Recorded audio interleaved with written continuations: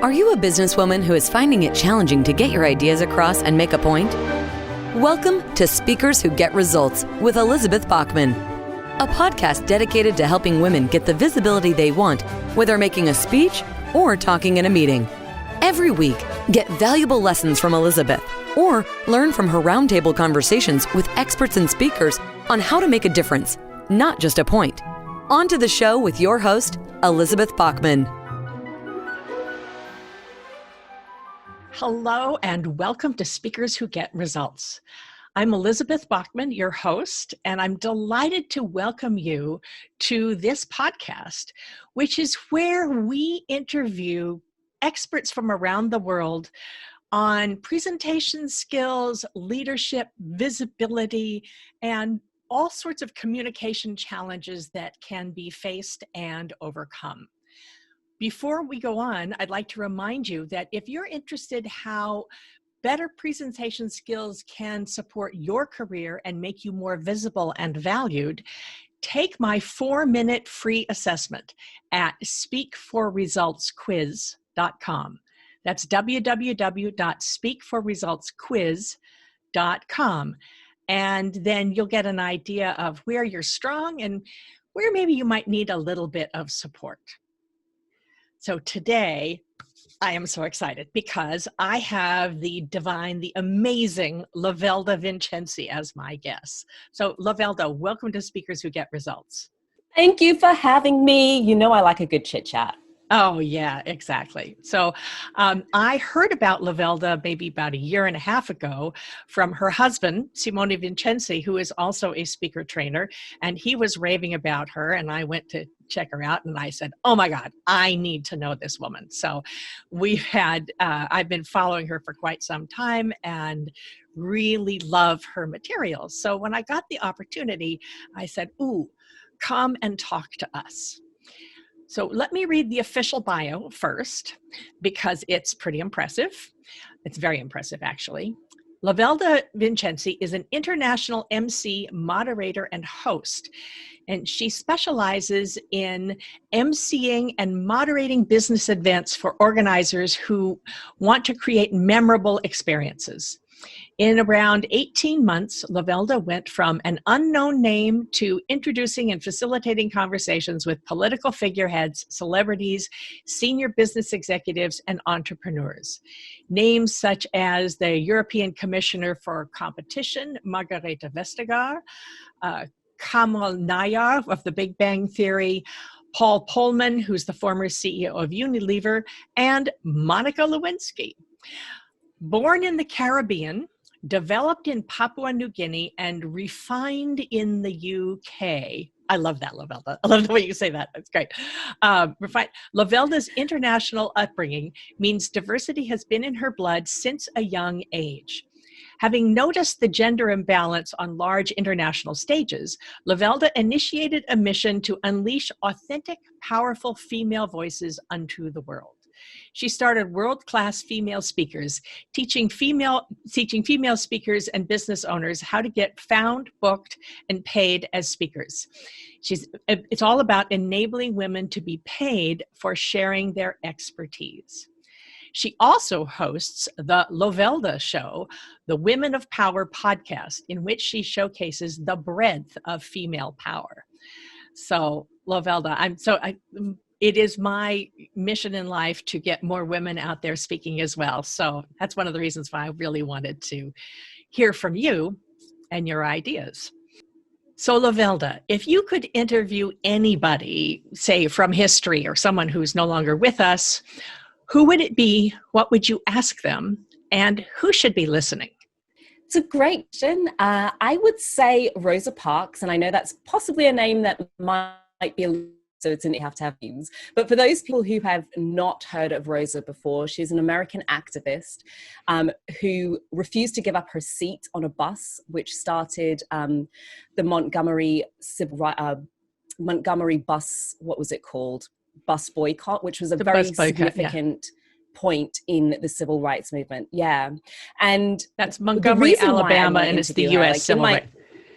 In the U.S. civil rights movement, Montgomery, Alabama, right? Yeah. Yes, absolutely. And the reason I'd want to interview her is, as you heard from my bio, I'm somebody who is really big on diversity and big on voices and people speaking up. And I think even though so much time has passed since then, there's still a lot in women that stops us from speaking up. And especially speaking up where we think that others aren't going to want to hear us, or that they're not going to, it's not going to be welcome. And so I'd really love to ask her questions about what she was thinking at that time when she did something quite poignant that could have got her killed, really. At the time, it was not a safe thing to do in any regard, and what, you know, what her mindset was, and what, because I really want to understand and learn from her how we can then find that sense within ourselves as to use our voices more powerfully, even in circumstances which may be very uncomfortable and perhaps a little bit unsafe. You know, this makes me think of the power of somebody who says, to hell with it, I'm too tired to pretend, basically. Because the way I was taught the story, Mm-hmm. she was a cleaning lady, and in those days, the blacks had to stand in the back of the bus or sit in the back of the bus, and the front seats of the bus were for the whites. And if a white person came and said, move, a black person had to get up and move. And she was just so Mm-hmm. tired that day, and her feet hurt so much that she said no. And that was a huge milestone in civil rights. But it was also dangerous because she, as you said, she could indeed have been killed, beaten, whatever. Often milestones come, we don't notice, we don't realize that until later. I'm interested in what you said about women who don't speak up because they think they won't be welcome.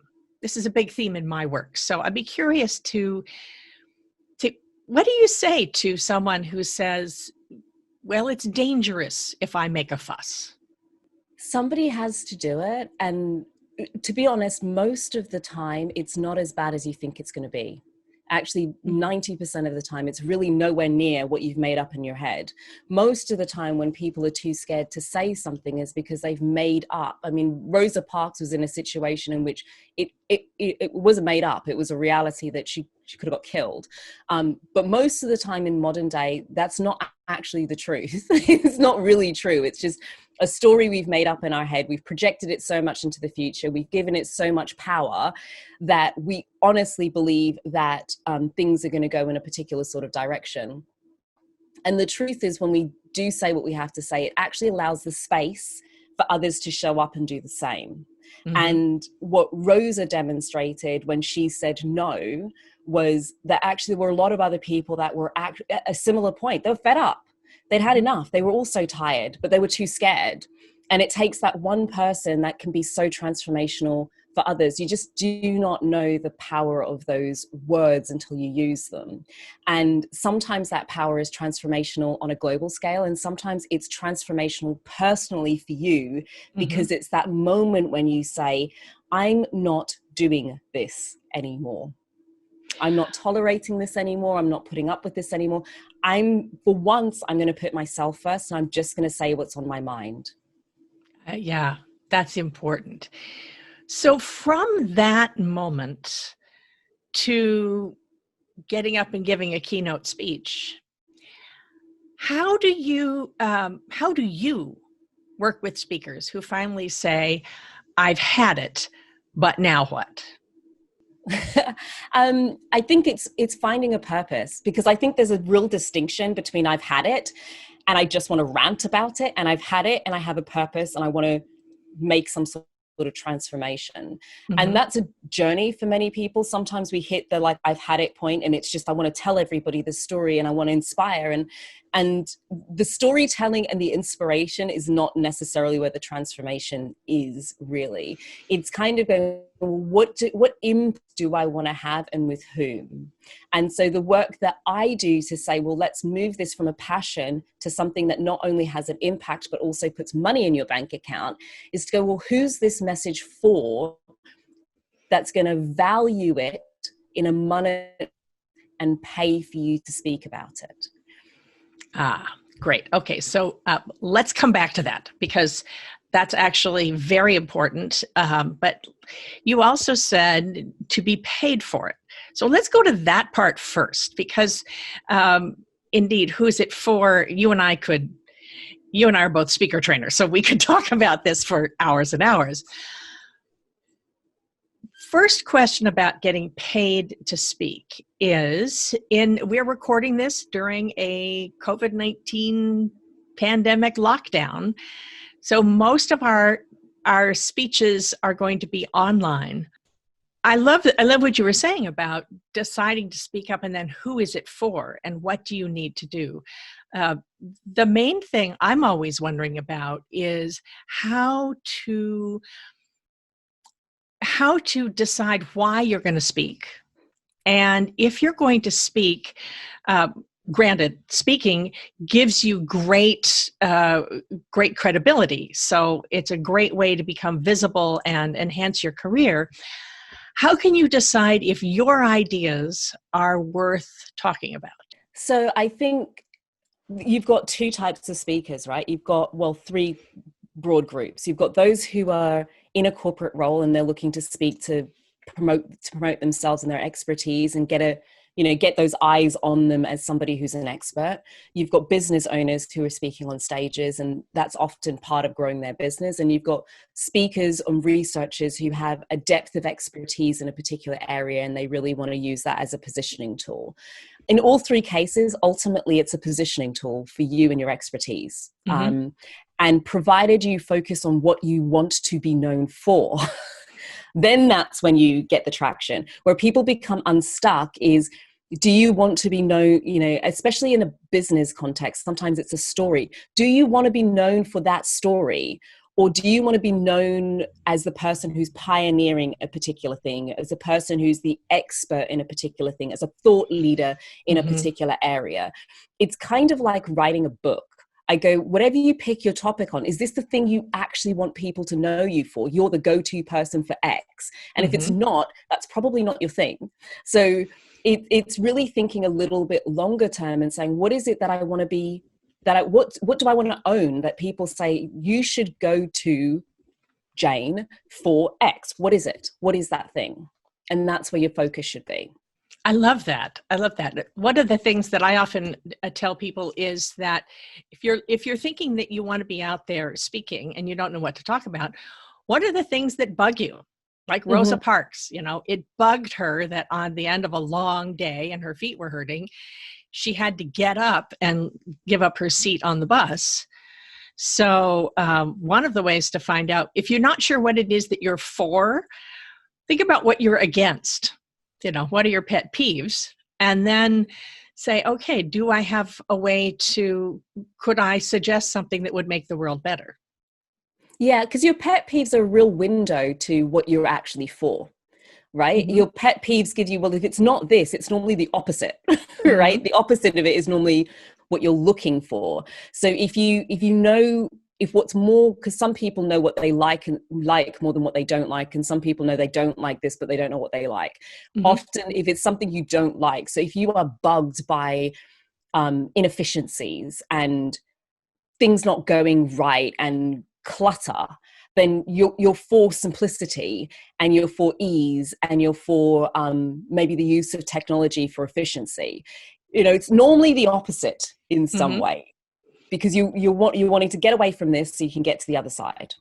Yeah. And one of the great things about that is that you then become known for someone who can do this. It's also a way of changing what you're known for. Mm-hmm. Quite often, I work with a lot of high-level corporate women, especially in tech, who are known for solving problems.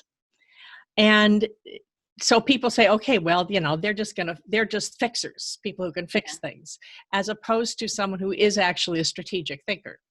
Mm-hmm. So when you're talking about what you're going to speak about, when you're thinking about what you're going to speak about, and you and I both agree that, yes, it's worth the time to get it right, then how do you get paid for it? And I'm speaking, if suppose you have a job and they ask you to come and be on a panel or do a speech for a conference that is, say, helping young women in tech, for instance. Yeah. So it's about starting to create a personal profile outside of your role, right? Otherwise, you are the representative from XYZ company, right? Yes. And especially in the conference space, often what happens is your company's paid for a sponsor spot and they need to send a speaker. Mm-hmm. And you're now the represented speaker. In order to come out of that, you need to be an individual who's recognized as an expert beyond this company.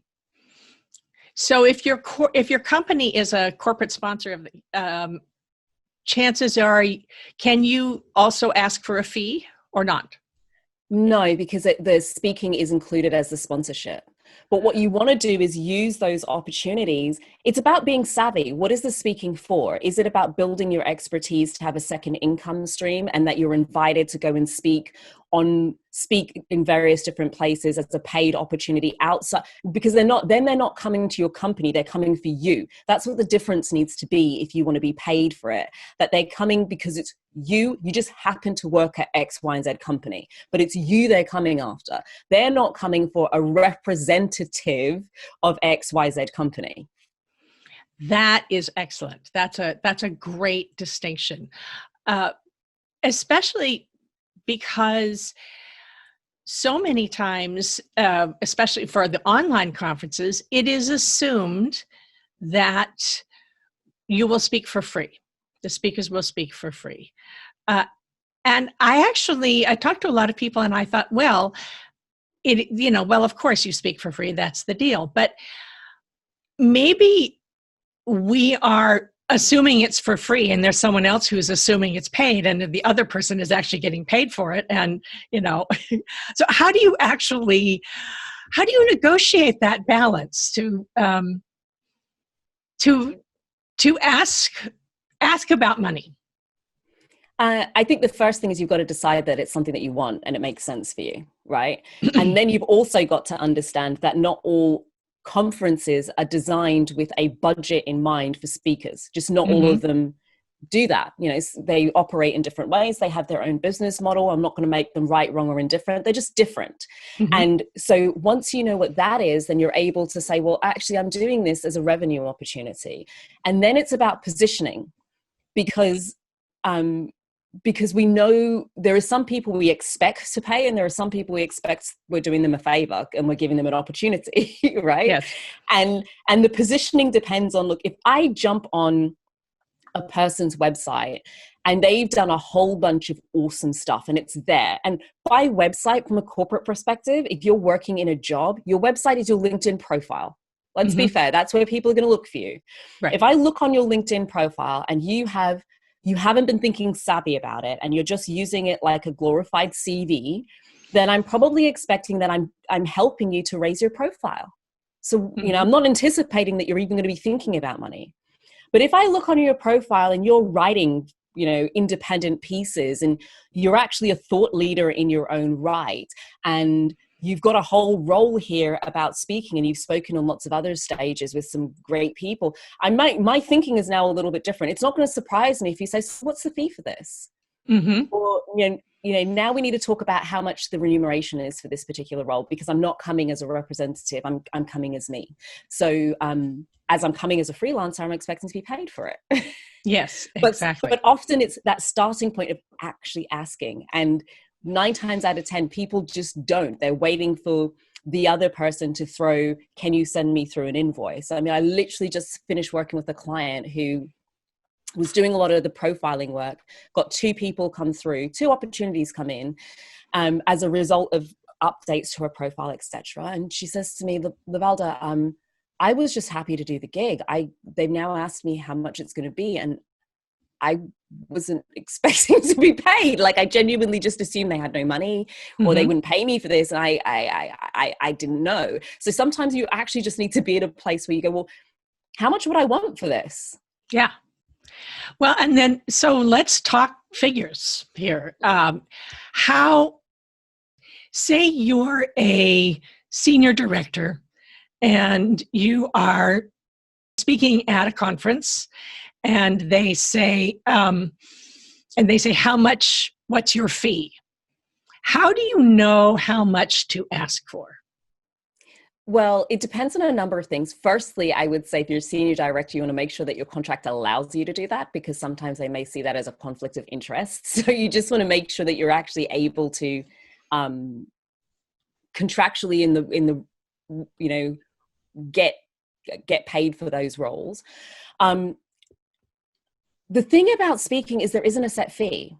Yeah. Now, what you can assume, it's all based a little bit on perception and based on expertise. So let's put it this way. If you've been somebody who's pioneered some incredibly significant things in your time, in your role, and you have a depth of experience in a particular industry, where you are seen as a thought leader and a pioneering person in a particular industry, you've transformed the landscape of an industry.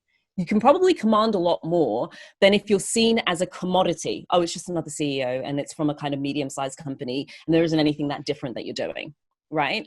So it all comes back down to positioning yourself and your expertise and point of difference. You're somebody who's known for, they always have a creative view. They seem to have a finger on the pulse. Anytime they've said something's happening, we fast forward 2 years and we see that as the reality. They're always like 4 steps ahead. We want to hear their expertise. It comes back to the value of the content that you have to give. I could hear my inner little girl saying, yeah, but what makes me special? So if a client comes to you and says, I think I have something to say, but how do I know if I'm special enough, interesting enough? Let's go back. You know, I haven't invented the cure for malaria. So, but I do have some ideas. Yeah. How do you start if you're not already famous? So, firstly, we all start somewhere, and secondly, you're always winning at being you. So it's just a good reminder, like nobody else. It's the one role in the world where if you just own that, you are always knocking it out of the park. And I think often we think that things have to be much more. We have this thing that there's this grandiose something about it in order to be able to be on a stage, and it really isn't. It took me a while when I started hosting and emceeing. I was thinking, well, what makes me different? And it wasn't until I saw other people do it. Well, firstly, the one piece of feedback, you listen, right? The one piece of feedback I got more times than ever was, oh my gosh, I love your energy. And I wasn't really paying very much attention to it, but I used to get that feedback consistently. Oh my gosh, I love your energy. So somebody else can come on the stage and do exactly the same thing, but there's no chance they're going to do it like me. They can't. They're not me. They don't have the same energy as me. They're going to have a different style to how they operate. So I got that very often. And I just noticed the more I was okay with saying, do you know what, if you want energy, I can bring that. And if you want professionalism, I can bring that. The thing that we forget is our unique experiences is what makes us different. So for me, I organized events myself. I've spoken on stages myself. So I understand the event organizer perspective. I understand the speaker's perspective. I'm incredibly ridiculously organized at pulling things together. And I genuinely love this. I have a very set process, and I have an international accent because I lived in so many different parts of the world. Nobody else can replicate my life experiences. They just can't. They can't ask questions the way I'm going to ask them. And I think what we have to do is stop and look and kind of own what we do have rather than focus on what we don't have. Oh, I don't have a Nobel Prize like such and such does, or I don't have 40 years of experience in the sector, or what do you have? Own that. Here's where I'm always thinking, make sure you have your allies. Make sure you have your the other people who can work with you and help you reflect back to you how you're coming across. As speaker trainers, we both do that, but you can do it just with your sort of personal board of advisors, if you will, so that you have people who can say, yes, this looks great. no, that doesn't sound so great. It's always hard to Yeah. tell your own story, right? It is, and I think it's very much about getting very curious and really listening to what people are telling you, because the clues are always there. They're Mhm. always there. You'll have consistent feedback. Thing like for me, it was I love your energy. I brushed it off for so many years. Like, frick, Mhm. what the heck does that even mean? I love your energy. I'd come off stage and it'd be one of the first things I get. Oh my gosh, Lovelda, I love your energy. I love your energy. So I just thought, sod it. I'm just going to tell people I'm the energizer. That's what I do. Okay. Okay. Right. And I realized that's why people hired me. They hired me for my energy. But it's something that's so innate to me that I couldn't get it. I was like, what is this energy blah blah thing? Like I don't understand why you just hire energy, but that's why they hire me, because they like my energy. And it was Mhm. the bit of feedback I got the most. So if you've been speaking on stages right now, what do people tell you when you get off the stage? Is it about your style? Is it about some light bulb moment that you're really good at getting across? What is it? Because that's what they are seeing as your expertise. And that's what you need to take out and use it. Use it. If it's hidden down in the bottom of your LinkedIn profile, or it's not something you talk about very much, then you're you're not highlighting the very thing that people appreciate you most for. So you take that stuff and you put it right at the forefront. So here, how could one start? I have some thoughts, but do you have any suggestions for phrases we can use if we're not used to asking for money? Mm-hmm. Um, what what could somebody say in order to start asking for a fee? So it depends on the context, like where the conversation is happening and how it's happening. For me, when it first started, when people first started, they started approaching me, and I'd say, okay, I'll get you the information over to you in an email, because I was basically just too scared to have a conversation with them face to face, because then they would have to see the look of terror in my eyes as I'm trying to make something up as I go. I just did not have the guts to do that initially. So I used to put it online and say, oh yeah, I'll send you through my rates, right? Mm-hmm. And that way you're just saying, this is great. I'm glad you're interested. I will put my price in front of you. I'm personally not a fan of asking somebody for their budget. Mm-hmm. And the reason for that is it doesn't matter. Like it sounds bad. Yeah, in my view, it doesn't matter what their budget is. And often we get hung up on, especially if somebody goes, send your prices through. And then you're like, well, what can I charge? What can I afford? It doesn't matter. They asked how much you value yourself at. What is your price? And their budget doesn't matter, because all that you do with that budget is you then, let's say for argument's sake, you charge $1,000 and their budget is half of that. Uh-huh. Right. And so because they say their budget is half of that, you go in and say, right, I want $500. You know what happens then? Well, that was my total budget. Is there any chance you can do it for $450? Mm-hmm. Because all they've heard is you charge $500. Not that you charge $1,000 and you discounted it to $500. What they've heard is your fee is $500. Nobody ever says, oh, that's great. Can I pay $1,000? Yes, right, exactly. People don't want to negotiate the price up. Whatever the first thing is that comes out of your mouth, they'll assume that's your rate. Now, sometimes it's something you really want to do. You just say, well, these are my standard prices, but I'm open to negotiation. How does that suit your budget? This is my price. How does it suit your budget? Mm-hmm. Are we close? Are we far? Because the other thing is,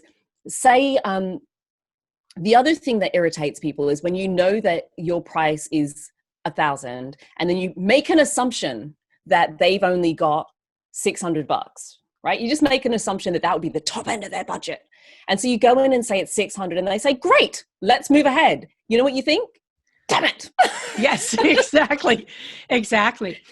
They could have paid more. That was too quick. Can you talk a little bit about how to get, if they say, oh, we don't really have the budget, instead of just saying, okay, I'll do it for free, how can you get non-monetary, I will do it for the sake of referrals, for instance? So I would normally, my view, I worked in sales for years, and the thing is people find money for things they don't want. I've had people tell me they have no budget and somehow manage to find half my fee. Mm-hmm. They go away, have a conversation, move some stuff around, right? It happens. Yes. You've had situations where there are two speakers put up and they go for the more expensive one, not the cheaper one. So it's not necessarily that, it's whether or not they see value in your services. So it becomes, okay, so cool, you want me, let's negotiate. What can you do? Like, meet me halfway. Mm-hmm.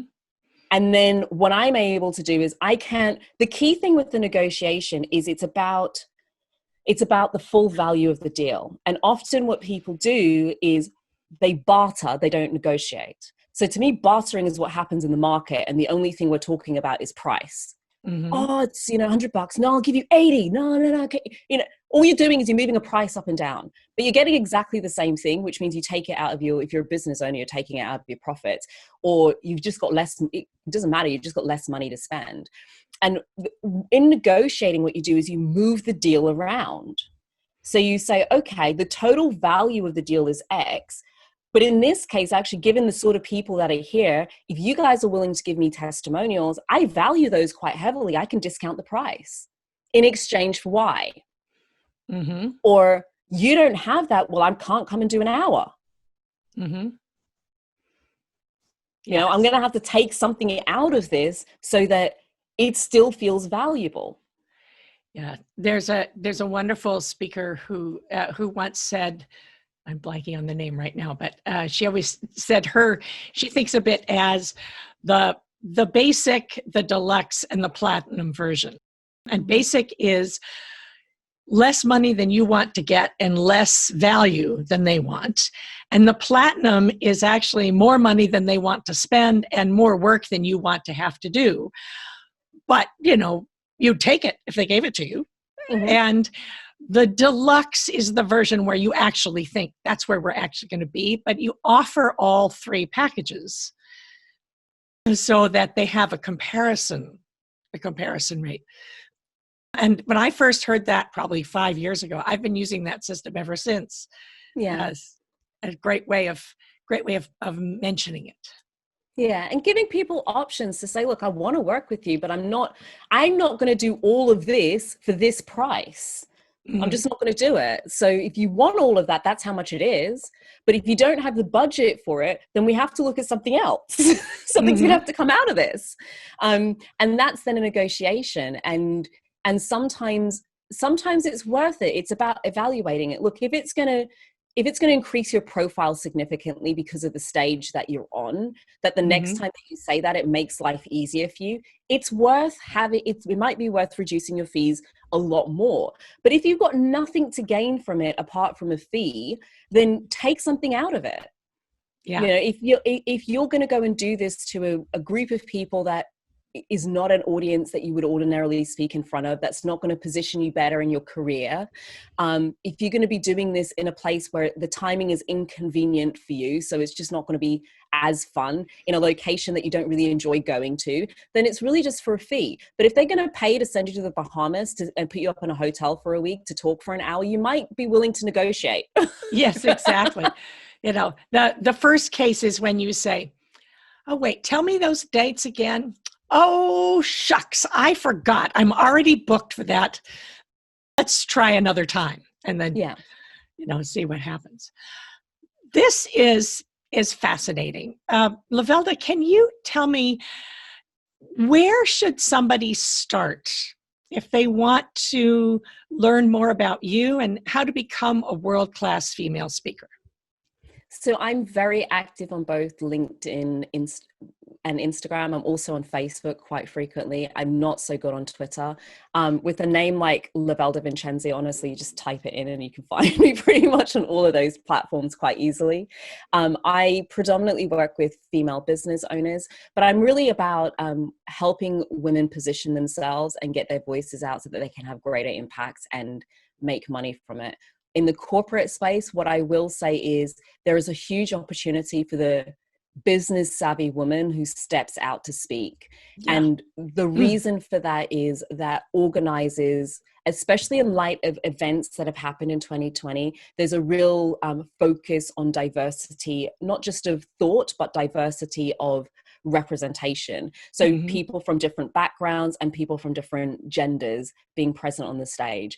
And so organizers, especially in corporate spaces, struggle, and in certain industries more than others, to get, when they're going to companies, to get people to come who are women, right? So, and the thing is, if you speak at enough different places, it's actually a lot easier to go up the corporate ladder, because now you've built this name for yourself that if this company is not going to pay you, it's a lot easier to go to a competitor and say, hey, and they take one look at your resume and they're like, come on in, right? Yes. But if you can put yourself forward as the spokesperson, because a lot of organizers will be actively saying to the marketing team or whomever it is who's putting forward these speakers, do you have a woman as well? Could you send us like maybe a cross mix rather than just men? So if you're in a position, a managerial position, and you can throw your hat in the ring, you're probably going to do very, very well very quickly, because especially if you're in an industry where there aren't quite so many women, your name will probably be plucked out more than your male counterparts.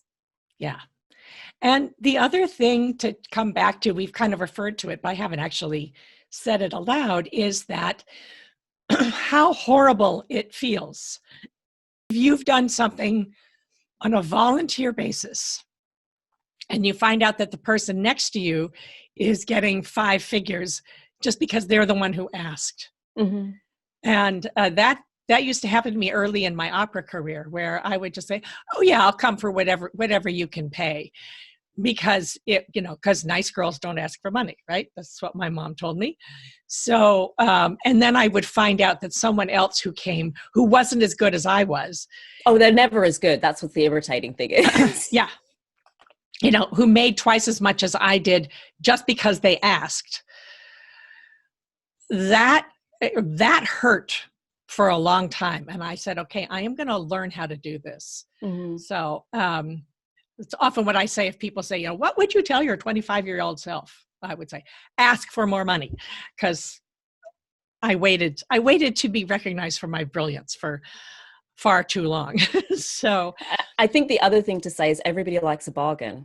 So if you're not going to ask, if you come in and say, I'm going to be $100 and somebody else says 1,000, they will take the $100. Yeah.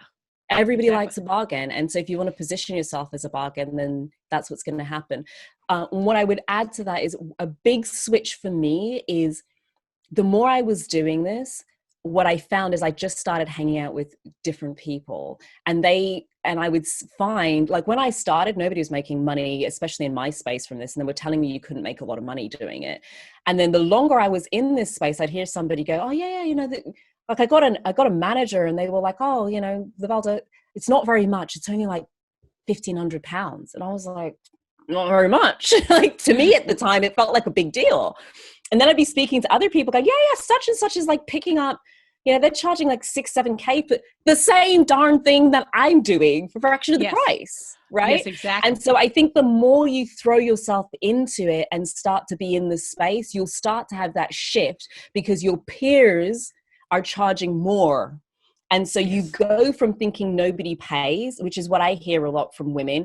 Oh, how do I make money from this? And I'm like, darling, you do realize that there are people like lapping up 5 figures for doing an hour on a stage. Like, you do realize this is happening every single day. It's a norm, but it's not their norm, because in their space, everybody always does this for free, and everybody around you is telling you nobody pays. So align yourself to speaker coaches or people who work in the space, and continue to bring more people into your world who are in that space, who will help to shift your perspective of what normal is and how much you can get. I love that. So, Lovelda Vincenzi, I just want to thank you so much for having been my guest. I love knowing you. It's great fun to talk with you and to have you on here and to share your wisdom with us all. Do you have one final thought for us? My final thought would be, just get started and don't concern yourself with what other people are doing. Remember, everybody started somewhere, and where they are now is not where they were 5 years ago or 20 years ago. That's not where they started. So don't concern yourself and get hooked up and hung up on what everybody else is doing. focus on you and just plan to do better than you did the last time. And provided you do that consistently, you will be that person people are looking at in 5 years' time going, I can't do that. Thank you so much, Lovelda Vincenzi. It has been such a delight to have you on Speakers Who Get Results. Please, if you like this, follow us, like us on YouTube, tell your friends about it. And if you're interested on how you can be a world-class female speaker, contact Lovelda. And just to see how the presentation skills can help you be more visible and valued, go to my free 4-minute assessment at speakforresultsquiz.com. That's www.speakforresultsquiz.com. And that's where you can see where you're strong in your presentation skills and where maybe you could tweak some things to get a better result. This has been Elizabeth Bachman. I'll see you on the next one. We have just concluded another great episode of Speakers Who Get Results with your host, Elizabeth Bachman. If you got value from today's episode, please feel free to share us with your friends and colleagues. You may also visit elizabethbachman.com for additional resources. Be sure to tune in every week for new episodes, and thanks for tuning in.